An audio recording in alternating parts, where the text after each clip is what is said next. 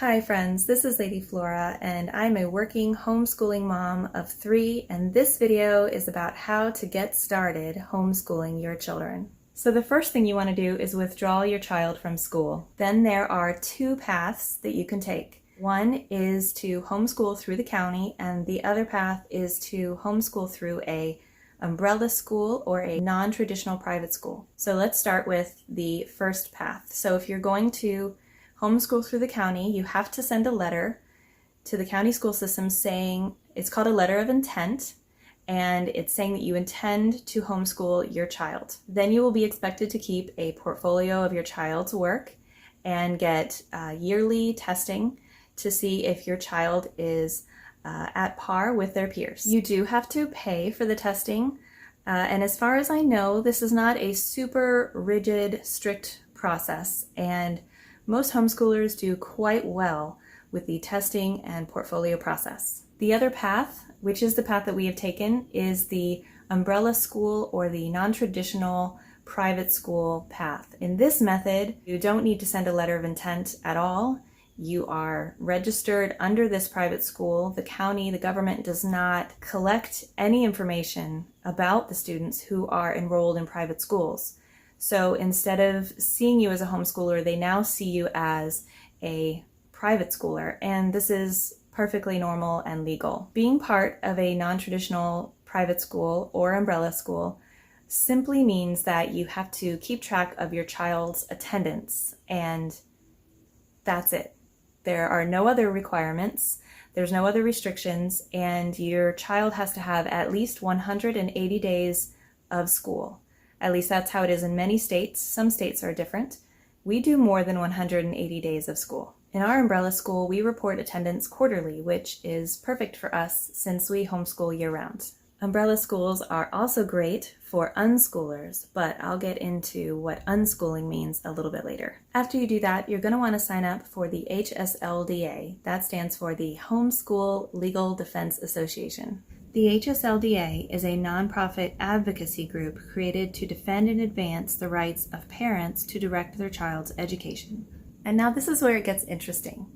You're going to need to find the time during your day or during your week that you intend to homeschool. Maybe you are full-time working outside of the house.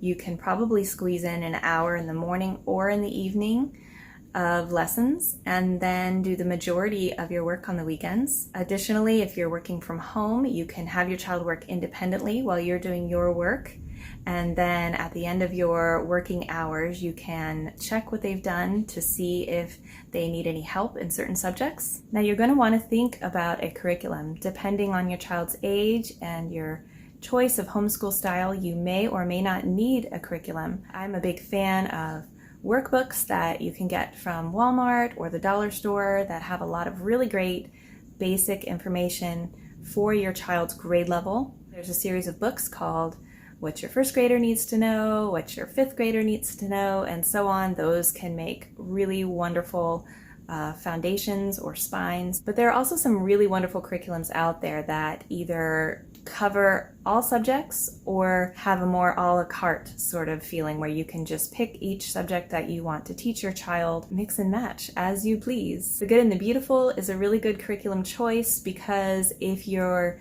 new to homeschooling, they provide a script in each lesson to give the teacher the words to say when sometimes we're just not sure how to begin or how to teach a lesson. It can be really helpful sometimes to have a script and to just go through it each day, check off your lesson, and you're done. There are tons of great YouTube videos where parents show you the inside of the curriculum and just give you an idea of what it's like and the feel and the tone of the curriculum.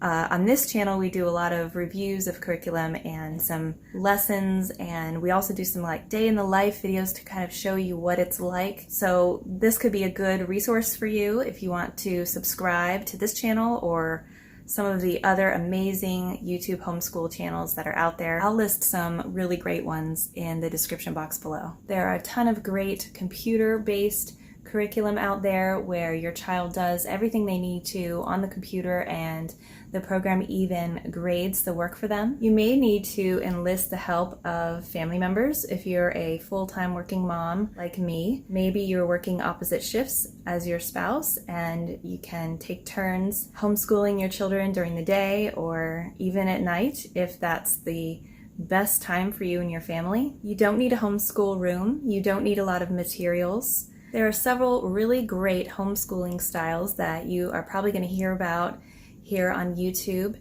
And I will start with the Charlotte Mason homeschooling style, which basically says that your child should get a lot of information just from reading really wonderful books. They call them living books, where it's not a textbook, but it's a book where people are speaking about the information in a lively, passionate, excited way that would capture the attention and the imagination of your child. Also, in Charlotte Mason, they like to present a lot of ideas and information to the child and let the child just really enjoy the learning experience. There's the Waldorf style, which I don't know a lot about. I know it started off as a school, but there's a lot of emphasis on storytelling and creativity and art.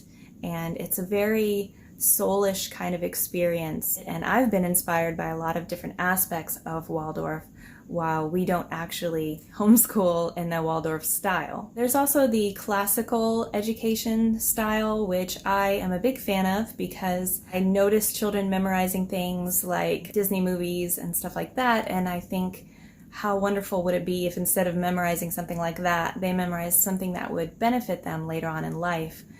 In their education, and that's what classical education aims to do.